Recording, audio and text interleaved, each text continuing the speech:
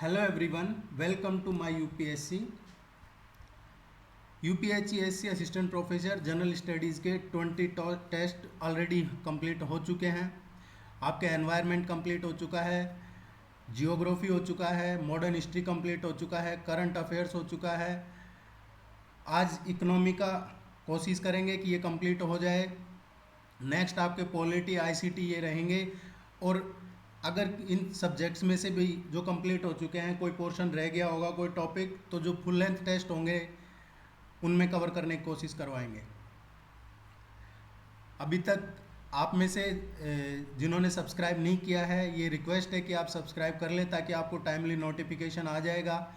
हमने एक नया शुरू किया है अभी, रेगुलर 5 क्वेश्चंस हम पोस्ट कर रहे हैं, तो वहाँ जाके भी आप अपना परफॉर्मेंस चेक कर सकते हैं। वो क्वेश्चंस करंट बेस भी हैं और आपके सिलेबस बेस हैं, तो आप वहाँ जाके पार्टिसिपेट कीजिए। काफ़ी फ्रेंड्स कर रहे हैं और जिन्होंने नहीं किया है वो दोस्त भी जाके और उनमें पार्टिसिपेट करें। आपको अपना परफॉर्मेंस एनालाइज करना चाहिए।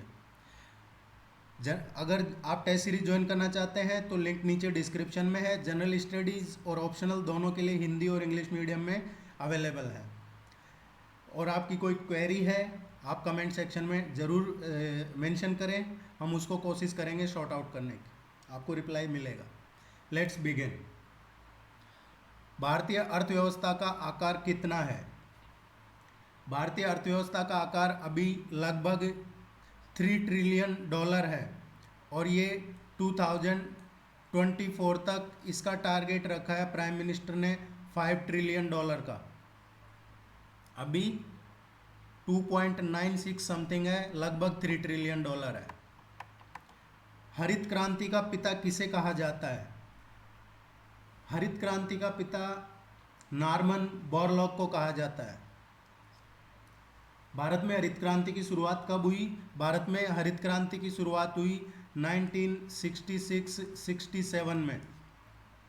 हरित क्रांति प्रारंभ करने का श्रेय जाता है नॉर्मन बोरलॉग को, और नॉर्मन बोरलॉग को नोबेल प्राइज भी मिला है इसके लिए।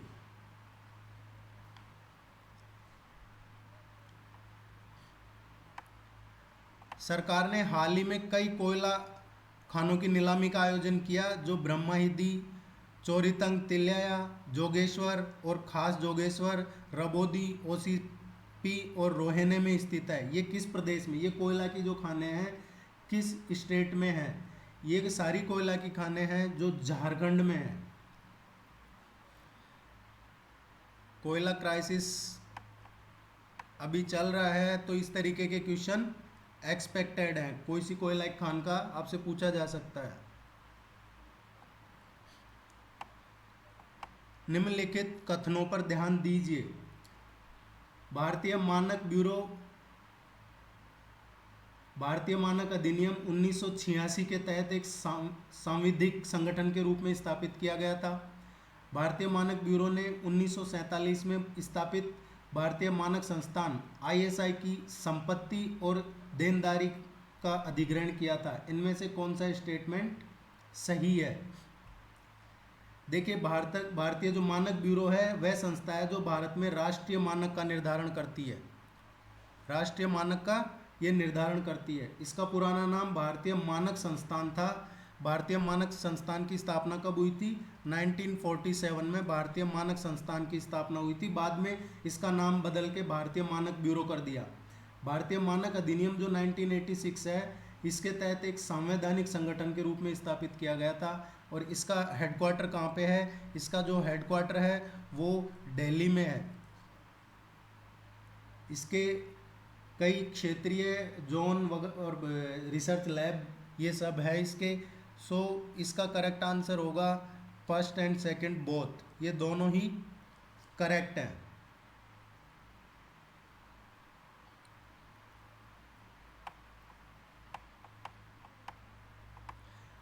मिड डे मील योजना का कार्यान्वयन किस मंत्रालय द्वारा किया जाता है? मिड डे मील योजना जो है ये इसका सरकारी जो स्कूलों में बच्चों को निःशुल्क भोजन दिए जाने की योजना है। इसका कार्यान्वयन HRD मिनिस्ट्री करती है।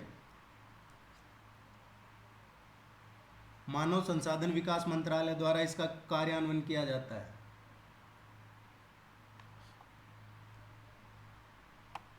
योजना आयोग के पहले उपाध्यक्ष कौन थे? देखिए इकोनॉमी का फोकस है इस टेस्ट में पूरा, और कुछ अगर छूट भी जाएगा तो हम जो फुल लेंथ टेस्ट करवाने जा रहे हैं अब नेक्स्ट, उनमें आपका कवर कर लेंगे। आईसीटी वगैरह ये सब कवर करवा दिया जाएगा, आपका पूरा सिलेबस होगा। योजना आयोग के जो पहले उपाध्यक्ष थे वो थे गुलजारी लाल नंदा, ये बने थे 1950 में।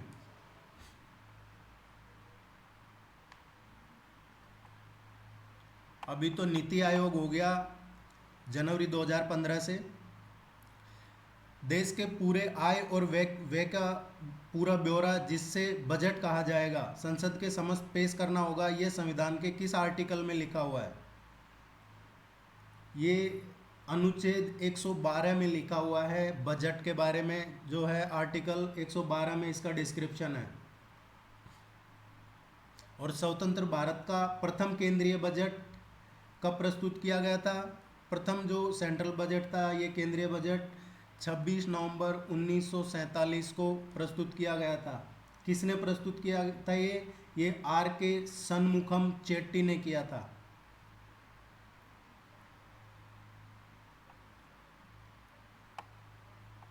जन्म दर एक साल में कितनी संख्या पर जन्मों की संख्या है?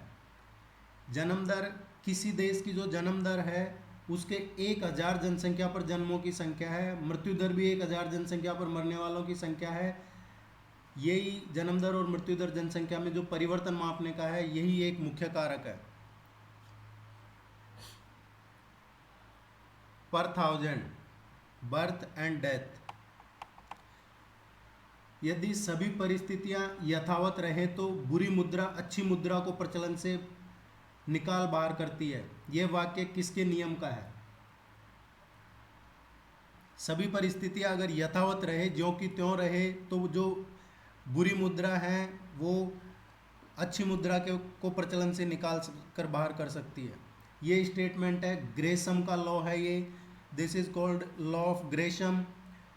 ये सर थॉमस ग्रेसम एक ब्रिटिश स्टॉक एक्सचेंज है, उनके संस्थापक थे। ब्रिटिश स्टॉक एक्सचेंज जो है उसके संस्थापक थे, और इन्हीं का ये नियम था।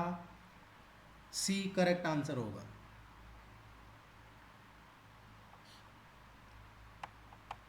निम्नलिखित में से उत्पादन का गतिशील घटक क्या है? उत्पादन का गतिशील घटक इनमें से कौन सा है? जो उत्पादन का गतिशील घटक है वो मजदूर होता है।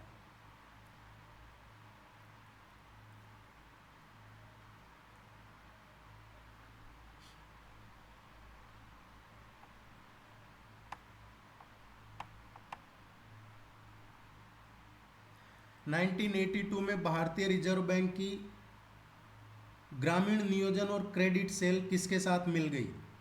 ये ग्रामीण नियोजन और जो क्रेडिट सेल है वो नाबार्ड में मिल गई थी। नाबार्ड में इनका मर्ज हो गया था।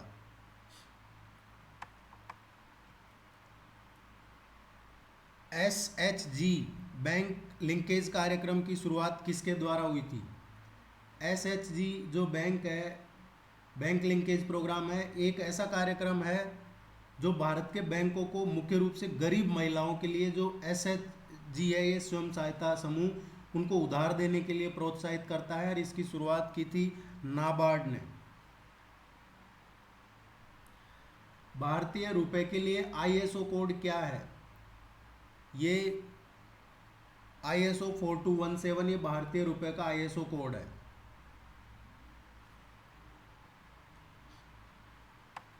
किस देश के अकाउंट सर्वाधिक सुरक्षित बताए जाते हैं?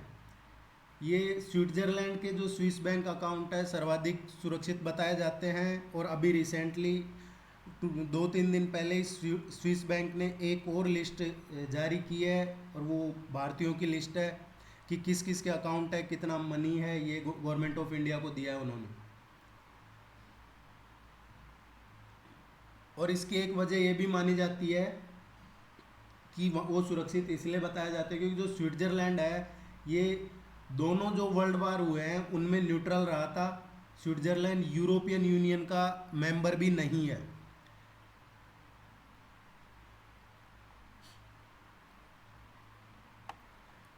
राष्ट्रीय निवेश निधि की स्थापना कब हुई? राष्ट्रीय निवेश निधि की स्थापना 2007 में हुई है।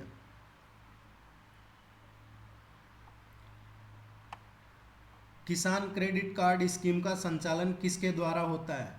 जो किसान क्रेडिट कार्ड है, इस स्कीम का संचालन सभी वाणिज्यिक बैंक, प्रादेशिक सरकारी, केंद्रीय सरकारी, प्राथमिक कृषि सहकारी समितियां, इनके द्वारा होता है। निम्नलिखित में से ओवरसीज धारकों को स्वीकारने वाला भारत का पहला स्टॉक एक्सचेंज कौन सा है? ये स्टॉक एक्सचेंज है national stock exchange. Overseas share धारक है, उनको स्वीकार करने वाला एक पहला स्टॉक एक्सचेंज है।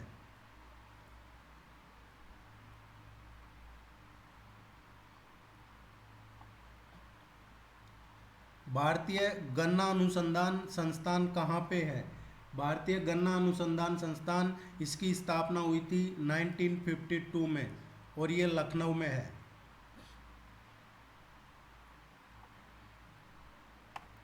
यूटीआई बैंक का नाम 2007 में बदलकर क्या कर दिया गया? यूटीआई बैंक का 2007 में नाम बदल के और एक्सिस बैंक कर दिया गया। पहले ये यूनियन ट्रस्ट ऑफ इंडिया था और इसकी स्थापना हुई थी 1993 में। 2007 में इसका नाम बदल के एक्सिस बैंक कर दिया। अभी ये थर्ड लार्जेस्ट प्राइवेट बैंक है।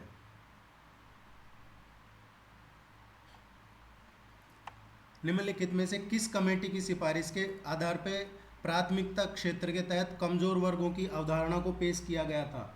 ये सिफारिश की थी कृष्णा स्वामी कमेटी ने।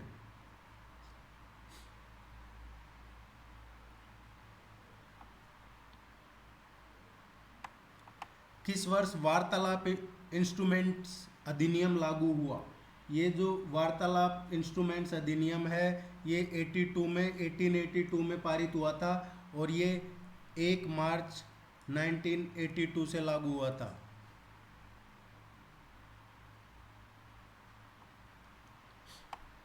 लेसर और लेसी निम्नलिखित में से किसी बैंक और उनके ग्राहक के बीच एक रिश्ता है?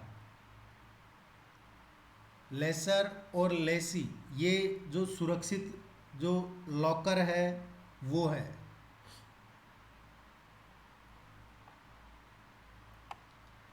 निम्नलिखित में से कौन सा समुद्री उद्देश्यों के लिए मानक मानचित्र प्रक्षेपण है समुद्री मार्ग दिखाने के लिए उपयुक्त है?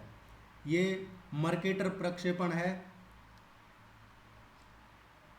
और मर्केटर प्रक्षेपण 1569 में जेराडस मर्केटस ने दिया था। ये 1569 में जेराडस मर्केटर ने ये दिया था, इसलिए इसका नाम मर्केटस परीक्षण है। एक निवेशक या सट्टा जो त्वरित लाभ का एहसास करने के आवंटन के तुरंत बाद उन्हें बेचने के इरादे से एक नए मुद्दे की सदस्यता लेता है, उसे क्या कहा जाता है? इसको कहा जाता है स्टैग।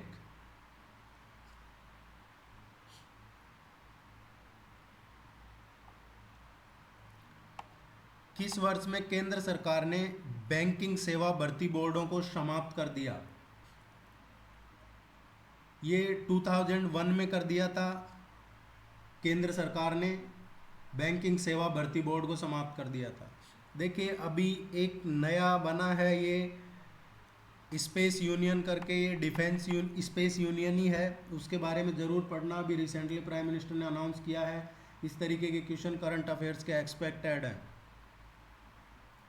स्लोवाकिया की मुद्रा क्या है? ये यूरो इसकी मुद्रा है।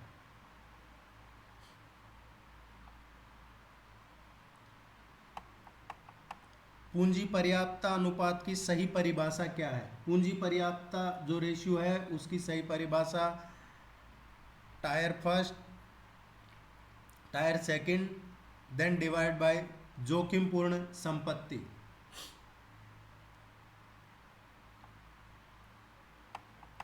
खराब इकाइयों के पुनर्स्थापना के लिए निम्नलिखित में से क्या शुरू किया गया था? जो खराब यूनिट्स हैं उनके लिए भारतीय औद्योगिक पुनर्निर्माण बैंक ये शुरू किया गया था। ये 1971 में शुरू किया था। जो IRBI है उस एक्ट के तहत 1984 के तहत ये 1985 में भारतीय औद्योगिक पुनर्निर्माण कॉरपोरेशन के नाम से इसकी वापस पुनर्स्थापना हुई है।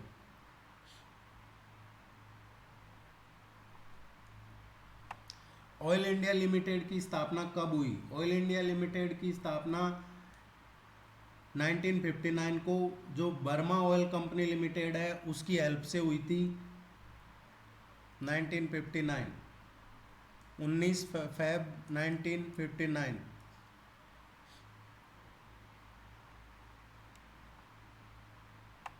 अग्रणी बैंक योजना की शुरुआत कब हुई?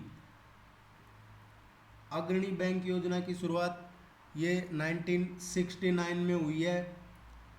गॉडगिल स्टडी ग्रुप की सिफारिशों के आधार पे इसकी शुरुआत हुई थी। Gadgil study group.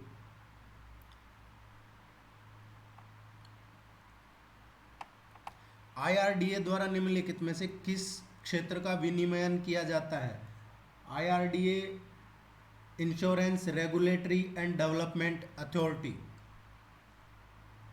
इसकी जो ये एक भारत सरकार की एजेंसी है बीमा क्षेत्र के विनियमन के लिए। इसकी स्थापना जो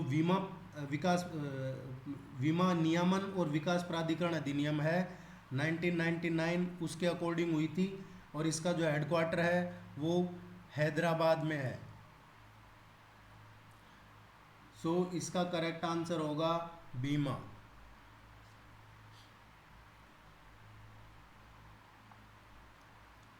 राजकोषीय घाटे की सही परिभाषा क्या है? राजकोषीय घाटे की सही परिभाषा है सरकार की आय और व्यय में डिफरेंस। अगर सरकार का जो व्यय है आय से अधिक हो तो उसे राजकोषीय घाटा कहा जाता है।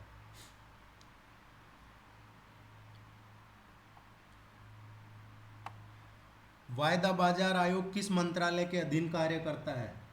जो वायदा बाजार आयोग है ये उपभोक्ता मामले खाद्य सार्वजनिक वितरण मंत्रालय इसके अधीन काम करता है। और इसकी स्थापना कब हुई थी? इसकी स्थापना 1953 में हुई थी। इसका हेडक्वार्टर कहाँ है? इसका हेडक्वार्टर है मुंबई में।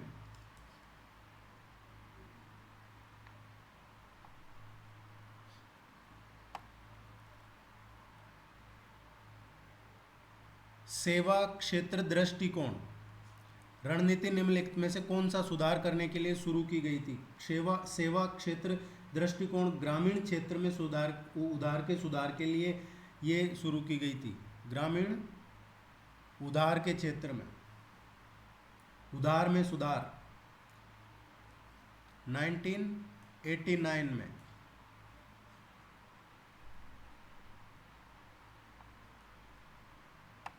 निम्नलिखित में से कौन सी काल्पनिक परिस्थितियां भारतीय रिजर्व बैंक खुले बाजार में सरकारी प्रतिभूतियों को बेचने का विकल्प चुनेगा? जब भारतीय अर्थव्यवस्था में भारी विदेशी निधि आती है जब यह विकल्प चुनता है। सेकंड वन इसका करेक्ट आंसर होगा। निम्नलिखित में कौन सा देश भारत का सबसे बड़ा व्यापारिक साझेदार है? सबसे बड़ा जो व्यापारिक साझेदार है भारत का अभी चाइना है।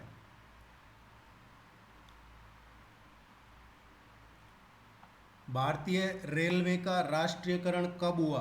भारतीय रेलवे का राष्ट्रीयकरण हुआ है 1950 में। भारत में पहली बार रेल कब चली थी? पहली बार रेल चली थी लॉर्ड डलहौजी, आपको याद होगा, 1853 में।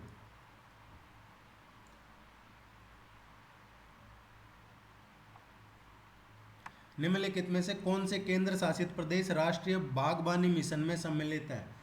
राष्ट्रीय बागवानी मिशन में जो सम्मिलित हैं ये अंडमान निकोबार द्वीप समूह और लक्षद्वीप है।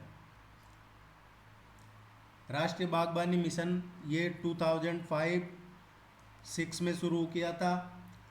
ये कौन सी जो 5 ईयर्स प्लान है 10वीं पंचवर्षीय योजना में इसको शुरू किया था। इसमें 85% जो खर्चा है वो सेंट्रल गवर्नमेंट का होता है और 15% ये स्टेट गवर्नमेंट का होता है।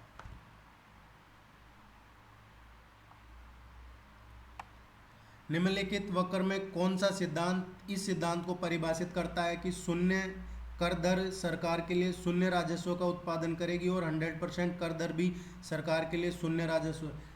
Zero tax means zero revenue, 100% tax means zero revenue. ये कौन सा कर्व बताता है? ये लाफेर कर्व है, लाफेर कर्व। ये 2004 में एक अमेरिकी अर्थशास्त्री थे आर्थर लाफेर, इन्होंने दिया था लाफेर कर्व।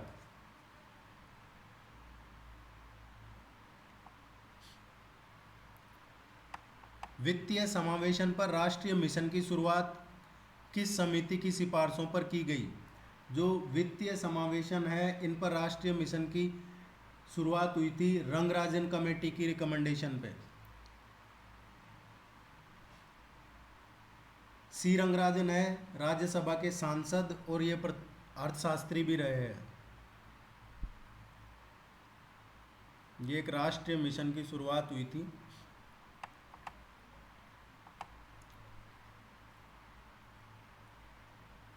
निम्नलिखित में से क्या आरबीआई का कार्य अधिकार नहीं है? आवास के लिए उचित मांगों को सीधे या परोक्ष रूप से बैठक करने की जिम्मेदारी ये आरबीआई का अधिकार है। वाणिज्य बैंकों के नगद भंडार रखने और उन्हें वित्तीय आवास उपलब्ध कराना ये भी आरबीआई के राइट अधिकार में आता है।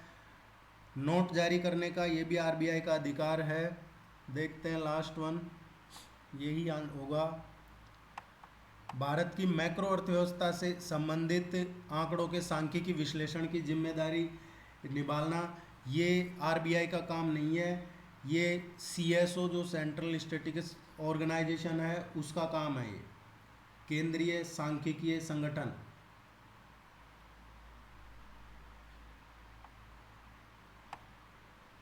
इनमें से कौन सा स्टेटमेंट सही नहीं है? क्वेश्चन को आपको अच्छे से पढ़ना है। कौन सा स्टेटमेंट गलत है, सही नहीं है? भारतीय रिजर्व बैंक की वाणिज्यिक बैंकिंग प्रणाली को नियंत्रित और विनियमित करने के लिए विशेष शक्तियां, ये सही है। बैंक दर में वृद्धि एक मजबूत एंटी डिफ्लेशन मौद्रिक उपकरण है, ये सही नहीं है, ये गलत स्टेटमेंट है। ये एक मजबूत एंटी डिफ्लेक्शन मौद्रिक उपकरण नहीं होता है। राष्ट्रीय कृषि बीमा योजना जो रवि सीजन 1999 से 2000 के बाद से केंद्रीय क्षेत्र की योजना के रूप में शुरू हुई, हाल ही में इसमें संशोधन किया गया है। संशोधित राष्ट्रीय कृषि बीमा योजना कितने जिलों में शुरू की गई है? ये संशोधित जो योजना है अभी 50 जिलों में शुरू की गई है।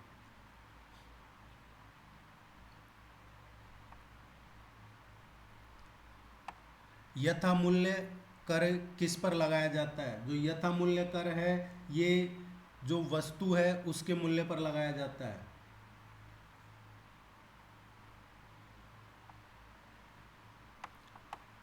टीडीएसएटी निम्नलिखित में से क्या है? टीडीएसएटी ये एक ट्रिब्यूनल है, इसकी फुल फॉर्म है telecom dispute settlement and appellate tribunal. Telecom disputes settlement and appellate tribunal.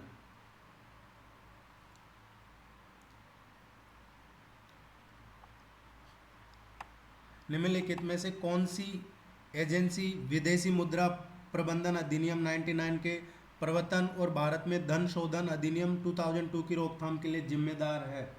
इनमें से कौन सी एजेंसी है? ये ईडी है, एनफोर्समेंट डायरेक्टरेट प्रवर्तन निदेशालय। ये फाइनेंस डिपार्टमेंट के तहत ही एक राजस्व विभाग के अधीन एक विभाग है।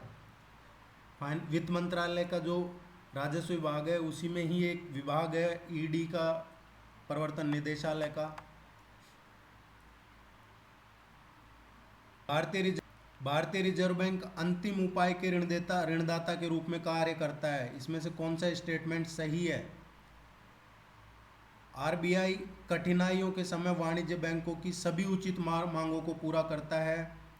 ये भारतीय रिजर्व बैंक का जो अंतिम उपाय है, लास्ट रिजोल्यूशन, उसमें आता है। निम्नलिखित में से कौन सा कथन पूर्ण रूप से सत्य नहीं है? कौन सा स्टेटमेंट पूर्ण रूप से सत्य नहीं है? मुद्रा की आपूर्ति में वृद्धि से हमेशा मुद्रास्फीति उत्पन्न होती है, ये सही नहीं है। हमेशा ऐसा नहीं होता है। मुद्रा की आपूर्ति में वृद्धि से हमेशा मुद्रास्फीति उत्पन्न नहीं होती है। मंदी के बाद जो मुद्रा आपूर्ति में वृद्धि वास्तव में जो मुद्रास्फीति है, उसके बजाय मुद्रा उत्पादन में जो वृद्धि हो सकती है, जबकि कई ऐसे संसाधन हैं उनका उपयोग कम भी किया जा सकता है। तो ये हमेशा ऐसा नहीं होता है।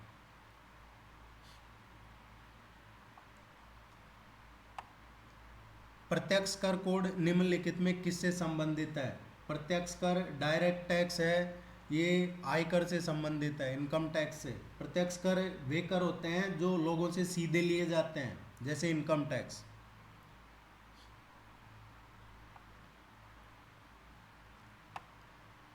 हेडलाइन मुद्रास्फीति को मापने के लिए भारत के निम्नलिखित मूल्य सूचकांकों में से कौन सा मापा जाता है? हेडलाइन मुद्रास्फीति ये थोक मूल्य सूचकांक, WPI, होलसेल प्राइस इंडेक्स, ये इसका आंसर होगा। आप वीडियो को पूरा देखिए और सब्सक्राइब कीजिए प्लीज़। और आपकी कोई क्वेरी है तो ज़रूर बताइए। All the very best. Thank you. Good luck.